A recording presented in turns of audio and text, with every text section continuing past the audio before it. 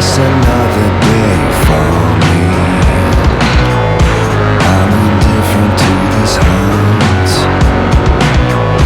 How to get to this degree? I don't care to do this stunt.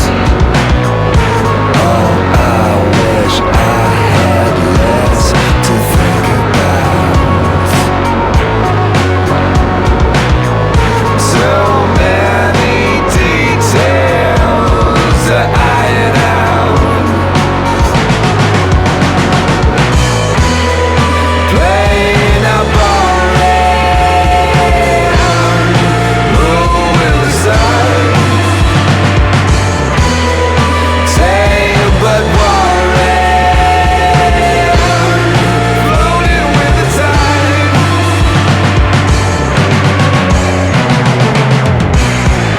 Playing up around. Who should decide? Say but worry. Just floating with the tide.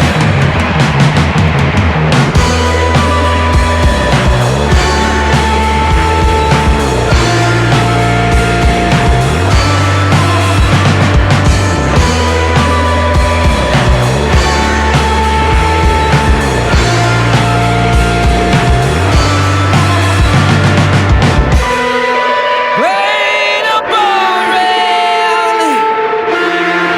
Who will decide?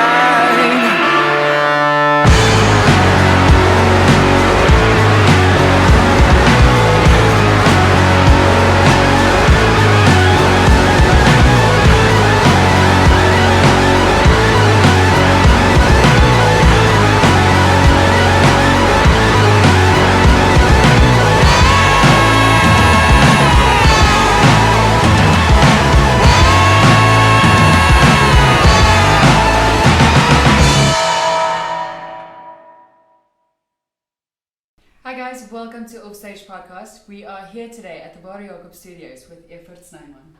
Thank you very much for having me. So Evert, how did it start out for you? When I was about 4 years old, I kept saying to my parents, ek soek 'n doel. And at that stage, I didn't know what a duel was. I think my sister played netball or whatever. Then I associated duel with a guitar, so they couldn't figure out what the hell it meant. Then eventually they came across a toy, so I was like, oh, that's a duel. So then a duel in English is a purpose. So I've wanted to do music since I was born, basically. So did you go study music after school? I had a little bit of piano lessons when I was about 10, 8 till about 10, but only thing I retained was like kind of where the notes were. All the other stuff I just kind of figured out myself, just by breaking a lot of equipment. Well, that is the best way to learn, I guess. The The hard most way. expensive. Doing everything the hard way forever. So you are part of quite a lot of projects. So your single project, Ruff Majik, and a bunch of other stuff. So can you elaborate more on that? Okay, well at the moment I'm become a full-time member of Ruff Majik. So we just released an album now on Halloween last year called The Devil's Cattle. It's been doing well, I think. I don't know, like I just record all this stuff, and if you're not playing shows and you're not doing this stuff, everything has changed so much. Okay, but the point, we did that. We're recording a new album now at the moment. We started now with one. I think we're about maybe almost a quarter through that one. I've already recorded a whole album of my own stuff again, which I want to put out probably. Yeah, that's the only thing. Playing in bands isn't even a thing anymore. It's so hard to answer that question when you think about it. Oh, the project's like it's just recording the whole time, because playing a show there's no point in it. You know what I mean? But yeah, Ruff Majik, I'm doing my solo thing. Also, I play in another band called Bomb Baby, but we usually just make an album, and for every album we make, we only do one show. That's like our art band. And then Paul Nader's taking a bit of a break. Louise just brought out an album out now as well for Swandy, called The Throne Room. That came out now. I know Tim is also working on stuff. That's the thing for me, is like, it's like cool to talk about yourself, but I'm always so busy playing with and jamming and interacting with other people. That's kind of the thing that I enjoy. I enjoy playing with people. So yeah, I don't know if that answers your question at all. Well, it does. So my next question is, who's your favorite person to jam with? I know that it's quite a wide question, but if you could choose one. Timothy Edwards. And you also collaborated with him on your new album.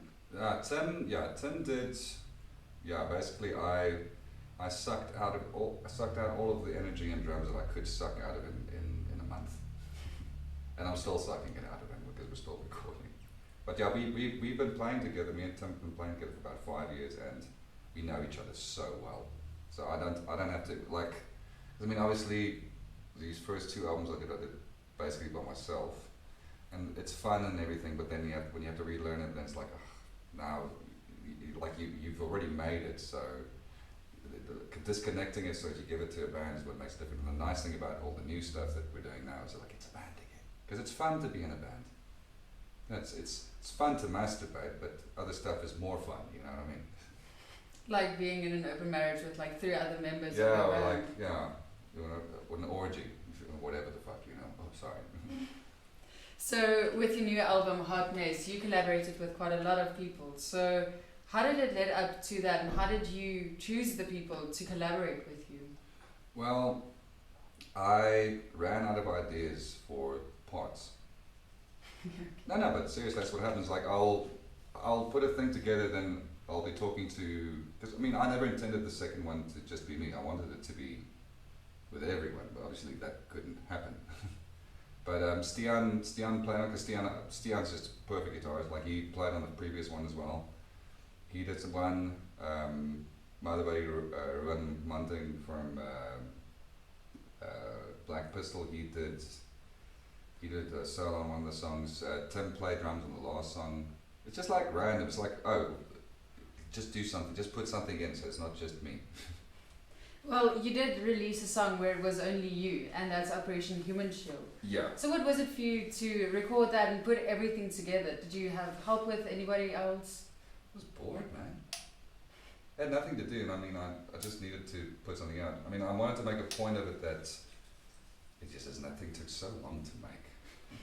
Because usually when you record, you can like cut a thing up and do whatever, but I wanted to make it one take, so then it's, instead of having to edit all of the video afterwards and edit all the audio stuff, you just have to be good. That's the best way to put it. Put everything to the end. Is by the end, it took me like about 3 days, I think. Oh jeez. Because the second day when I did it, I had the wrong shirt on. And you cancelled everything because Then I was of like, the show? it sounded good and it was great. I was like, I should have got to do it again, because it's got to be the right video to the right audio. Okay, that song, I don't know. I never really know what the hell I'm writing about while I'm writing it, and I kind of, that's like the thing. If you write a song and you're writing about, say for instance, a love or a breakup song, whatever the hell. When you write a breakup song, for instance, you can maybe write about a person, but there's always some other people's experiences that you'll know about and other experiences you've done. So you take all the best bits and you can't put that together. And that's the same way I apply it to recording songs and to collaborating with people. Because if I know that someone can play, ooh, you're in trouble. I will suck every morsel out of you. So in total, how long did that song take you to complete? So was it the 3 days, or was it just the video that took 3 days? Well, I did the video and the audio at the same time. Okay. So yeah, because of that. Plus also, I mean, I had to engineer the shit. I had to test everything. It's like, oh, it was out of tune. Oh, that mic was the wrong place, and you have to do the whole thing again. So no one helped you with this? It was like in the middle of lockdown, no one could go anywhere. No one could go anywhere. Like, that was actually one of the, I think that was about one of the early ones that I did. Because I redid that song about 3-4 times. So I don't really believe in demos. Something doesn't work, delete it.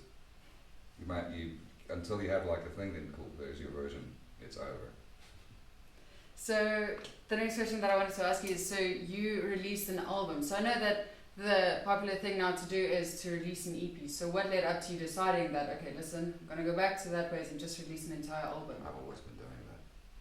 We did one EP release with Paul later, and that was the only time I've ever been part of an EP release. Mad God, I was part of Mad God as well, but that's like 6 songs, but those songs are like really long because it's like a doom song, so that doesn't count, so it's like a full album. I don't know. Think about it this way. Like now, I had to drive from Joburg to Pretoria, right? And okay, fine, my radio doesn't work. If I was in a different car and I had a radio working, you can listen to an entire album of a band. And if it's like 45 minutes at one, then it's good because then you're probably going to stop, maybe throw petrol or whatever, or it'll start again by the time you get home. But that's the thing I like. When you listen to an EP, it's like, what's 22 minutes? What the hell can you experience in 22 minutes? You need at least 40 to 45 minutes to be able to. That's as much as any person can concentrate at a time. That's why I always say take 15-minute breaks with the 45 minutes. You just rest your ears, whatever. But I mean, that's what makes it nice.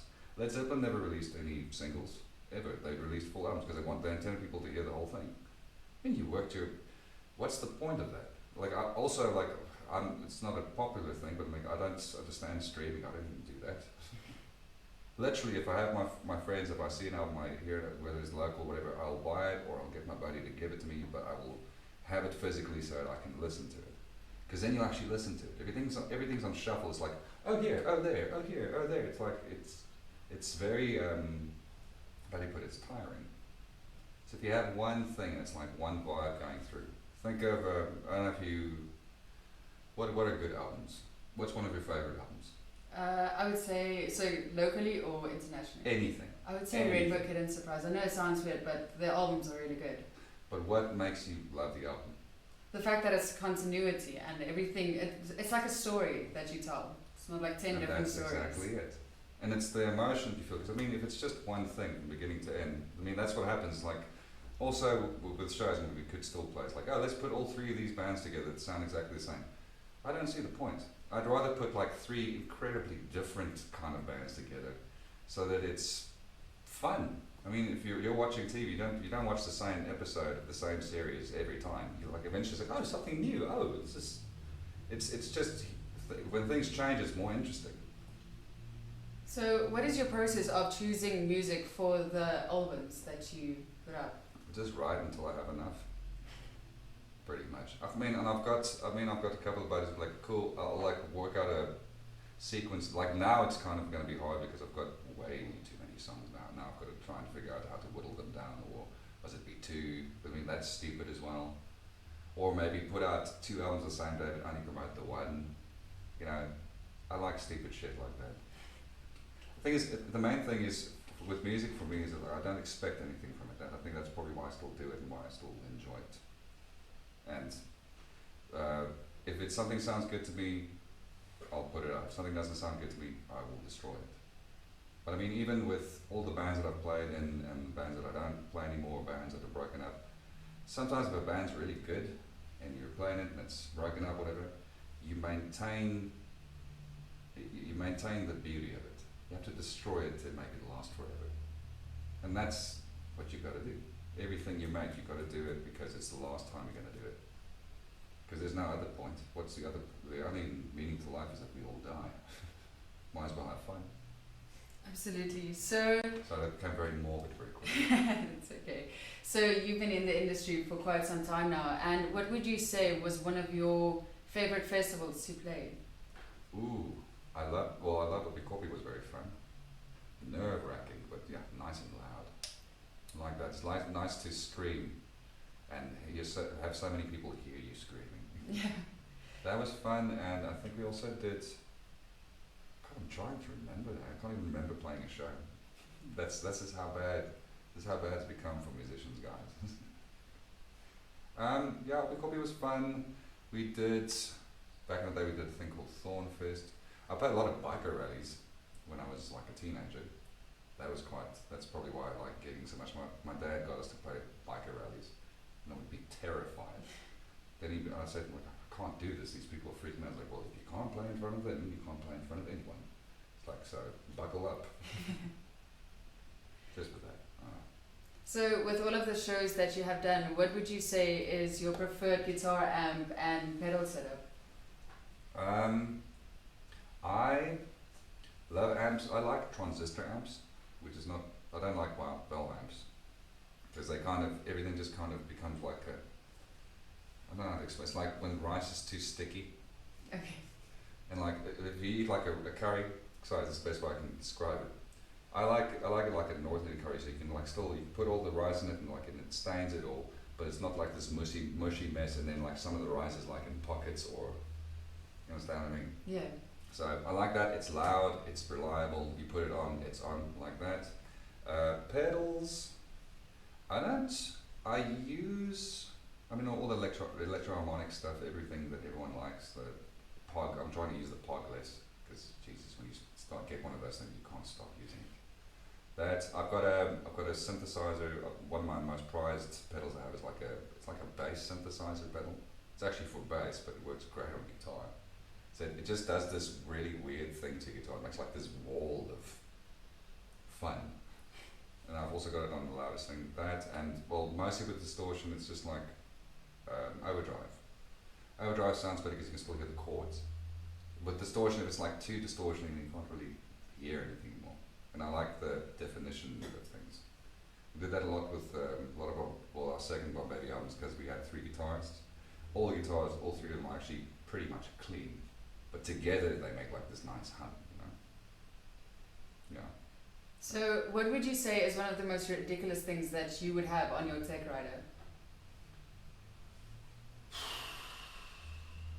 Let me think.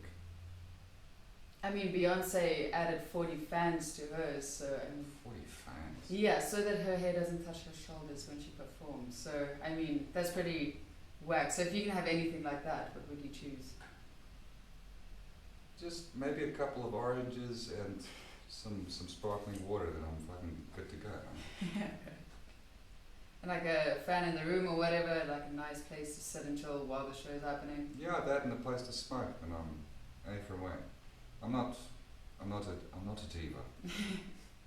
So, are you the person that mixes and masters your own track and then also for the other bands? So, how do you prepare yourself for that? Because obviously, it takes a lot of concentration and your ears need to be in, because obviously after some period of time your ears get tired or fatigued. 45-minute rule. Exactly, so you take those breaks. So how do you mentally prepare yourself for that? Okay, for instance, now tomorrow I know I have to record Ruff Majik, but at least I've now wangled that I'm only engineering tomorrow, then I can put whatever I'm going to put in the song afterwards. But last week, Tim was supposed to do drums. I didn't know, but then Tim couldn't make it. It's like, well, we have to record because we're on the deadline.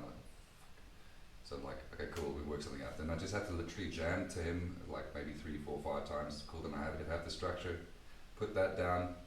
That's the main thing, is getting the drums to sound right. Then after that, I don't have to concentrate. Then I can just be like, cool, guitar sound right, all this stuff's right. That's now if you're doing everything separately.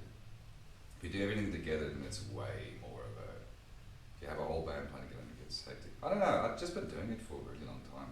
But the main thing is to use references, which is very important for mastering and all that kind of jazz. And you have to be able to compare your frequencies and make sure that it doesn't, like for instance, like with guitar sounds, you were asking about guitars or whatever. Sorry, or whatever. I like when guitars are loud, but I don't like it when they hurt my ears, so they scratch my ears. So I try to generally get like a pleasing sound. Like I produce myself. I don't really think I produce so much everyone else. They're just kind of, you can only produce what people give you. You know what I mean? But I mean, mentally prepared, I've got a lot of templates. And the thing that can bugger you around, like sometimes you'll record drums and it'll sound excellent in the day, and I mean your ears don't hear shit like microphones do. Week down the line, maybe you've smoked a joint or whatever, or you've recorded all this shit, then a week later you're like, oh, damn it, the drums sound crap, or the snare sound like shit, and like, okay, cool, I found Tim, like, you please come redo the drums. Then luckily he just puts it in. So whatever goes wrong, you fix. It's like live. So were you self-taught with the mixing and mastering, or did you do a course on it? I did a little bit of mixing and mastering. I learned a lot from my friend Louise. She taught me a lot about cutting frequencies and also just not blowing stuff so much. I learned a lot from her. A lot of the stuff I learned from listening to people and checking what people did. It's the same way I learned to play drums or whatever. It's like by watching people. But I learned most of it from Louise. The mastering, she taught me how to do that. Yeah, but most of it's like self-taught. I mean, I try to go with the sound. Like for instance, I don't really like using putting effects afterwards. I want to record it with the effect that it's intended to be with, because then I don't have to do it afterwards. And I mean, you say how I'm mentally prepared. Like I've become like such a machine when it comes to recording. This is whether I'm recording myself or whoever. I edit and fix everything as we record. I mix as we record, so that by the end of it, it's like, oh, just give me 3 hours. Oh, I'll send you the mix, and I'll send you the mix in like 2 weeks. And so like, oh, cool, here you go. Yeah. And it saves a lot of time. Yeah, because there isn't a lot of time, man. Or there is a lot of time. We just waste our time on the wrong stuff. Absolutely. So if you had to describe what you do as a musician today, so using internet and like a monitor and keyboard and everything, how would you explain that to someone that lives on the frontier? I like to play music. No, but how would you explain like how you make the music to them? I make music with my heart. But that's how you would explain it to someone on the fucking frontier, because that's what it comes down to. Yeah, but say for instance someone that's not technologically equipped, and that is like, say for instance, oh, you want to teach them how to do it? Is that? Yeah, and like how exactly you do it. So say for instance you had to explain it to your grandma's grandma and tell her, listen, this is how I make my music. Well, you just get them something they can record with their phone. They can record anything. If they really want to do and they really want to learn how to do something, then they will. But that's how you start. I mean, I started with tape decks. So when I got a tape deck with 2 tape decks. So what you could do is you could record the first bit in the one tape. Then while you play the one bit, you can play something else to the one bit and then record the other one. The generation loss was fucking terrible, but that's how I learned to do that. And then by keeping on doing that, then eventually I got like a reel-to-reel machine, and eventually I started working with a computer. That's how it starts. You have to want to do something, and like with anything in life, that's the only thing. The only advice I would give is like, cool. You go to teach them what recording means, how to record things, even if it's terrible. It doesn't matter. It just has to start somewhere. It just has to start somewhere. That with anything. Everyone's always terrible with anything when they start with it. Yeah. So there's an obvious difference between being performance fit and being gig fit. So how would you say you become gig fit? Obviously with like, apart from the whole lockdown situation. I never stopped playing. I literally never stopped playing. I've got a guitar in every room in my house. I'm probably in my studio for 6 to 7 hours a day. So like when I do jobs, in my studio, because I also do normal jobs, corporate jobs, then while the thing is exporting whatever, then I just practice scales or play guitar or whatever the hell, I try to use every little bit of time that I have to, if like, why do you want to sit there bored waiting for something to export? It's like, hey, I've got a piano here, oh, and I've got a Wurlitzer here. It's like, oh, this is great, Yeah. So going back to your album Hot Mess, the artwork for it was really amazing. So who does your artwork? Oh, that is Ellen Cake illustration. That's Anne-Marie Buchner. She's Johnny Holiday's wife. She's fucking fantastic. And like, the best things about all the artwork she's ever made for me, I've never told her what to do. She just does it. And I kind of like that. The spontaneity of it, and like not knowing how something is going to come out, is always the funnest thing. But yeah, she's brilliant. She did all the Ruff Majik covers. No, she's brilliant. She's incredibly brilliant. So would you say that there are any hidden meanings in your songs? Nah, they're pretty straightforward. Well, this one is like, my first one is a bit more angry. This one obviously has a lot of heartache in it, which is weird for me now because I don't associate with it anymore. Like, because I'm always moving on to the next thing I'm recording. But I mean, that's the one common theme, but I think it's a transformation. That's such a cheesy thing to say, but it was a crap year, and that's the way I cope. Like I must say that it was very fun to record it because it took my mind off of everything that was going on around me. But I'm the kind of person, especially with lyrics and stuff, I don't really care what I say. I mean, that's the one time when you can say it when people don't listen. So then it's easier to do it, And that's very important for me.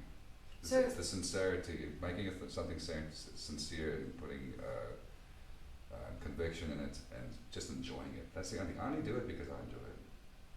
But it's not for copying anyone. Now it's for fun. So, who would you say has the biggest influences on your music? Oof, the list is long. I love the Beatles, but one of my favorite artists of all time would be like can I swear? Yeah. He just fucks everyone. He just fucks everyone to death. Is Billy Joel. Okay. Billy Joel, best songwriter of all time. He's my fucking favorite, and I've been listening to Billy Joel since I was a very small child.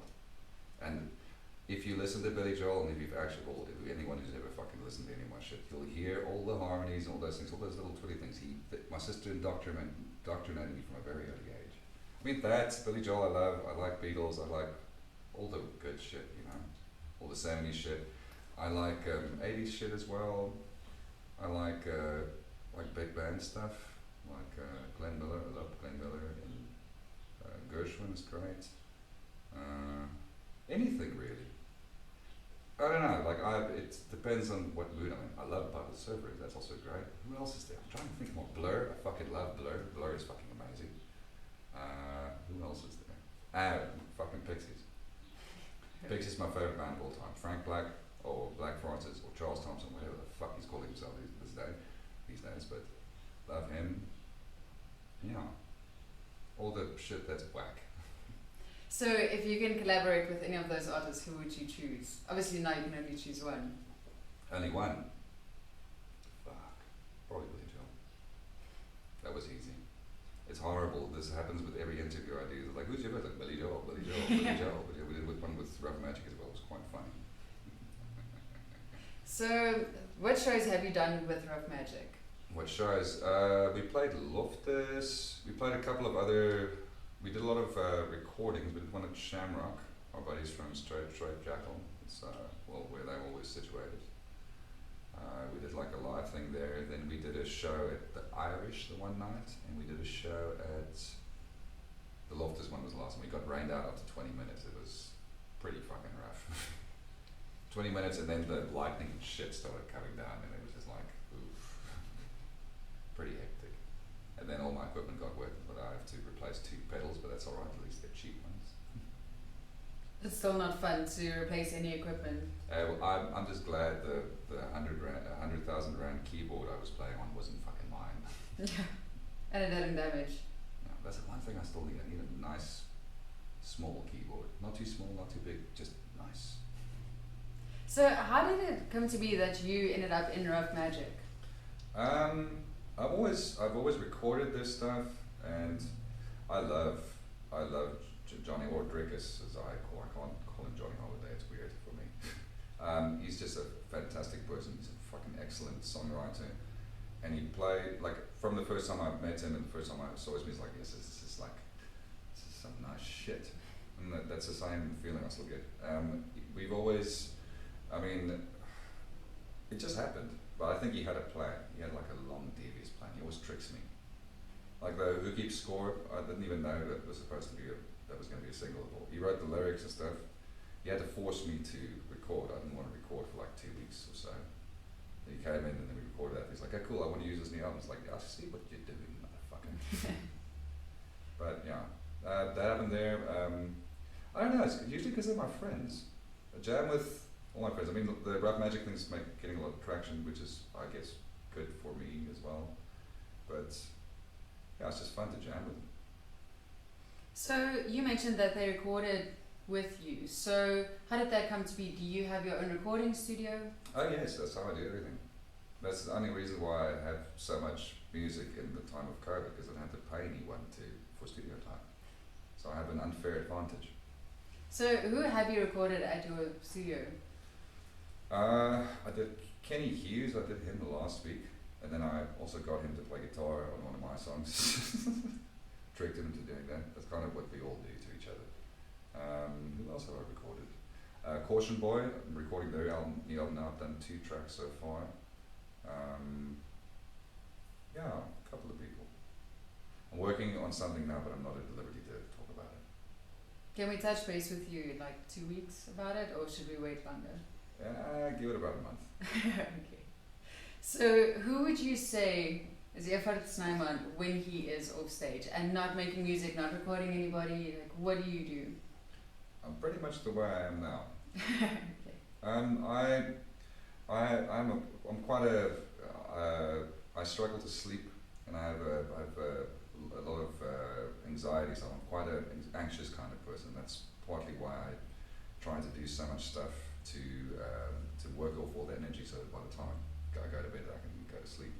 But I mean, other than that, I'm pretty chilled there.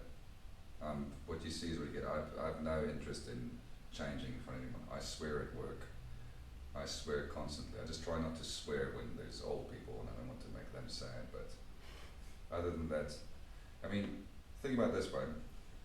If you don't ever have to change the way you are, then you don't have to lie, because lying takes so much effort. Making up stories takes so much effort. It's like, what the fuck did I say that time? Yeah, and you need to remember everything, like in case someone comes back and it's like, I don't know, man. Yeah, shit, I said to one of the people from work, old lady, she checked like, oh, I saw they made alcohol liquor legal again. Now you can drink. She's like, I don't drink. So, I think in the past I probably would have been weirded out more by that, but yeah, I'm old. So, if you can inspire anybody to follow their dream about music and inspire younger generations, what would you say to them? Enjoy it and don't expect anything. Do it because you want to do it. That is it. If you're shit, it doesn't matter. Just do it. So also given the situation where we are currently in with lockdown and everything changing constantly, what would you say is the future of music or South African musicians? For this fucking virus to end. I think that's the future. That's the thing, is like it can take at the most, I mean, I'm not a person who talks statistics stuff. I mean, I'm not a fucking, I guess near kin at me. But I mean, it'll probably be 5 years until it's like totally gone, and then by that time I don't think any of us can predict what the fuck is coming next. I mean, there's the weirdest shit just keeps on happening, you know. It just got to kind of roll with the punches. But I think eventually, live music will come back, and it's going to be fucking glorious. Exactly, because now so many people have had time to like experiment with new stuff and exercise and get a lot more stuff in. Except the lazy ones who did fuck all. No, I'm joking. Well, they'll also reap the fruits from that, so that's okay. I'm just joking, sorry, mate. It's cool. So we have come to the end of our interview. Thank you so much for coming through and sharing your knowledge with us. Thank you very much for having me. It's such a pleasure.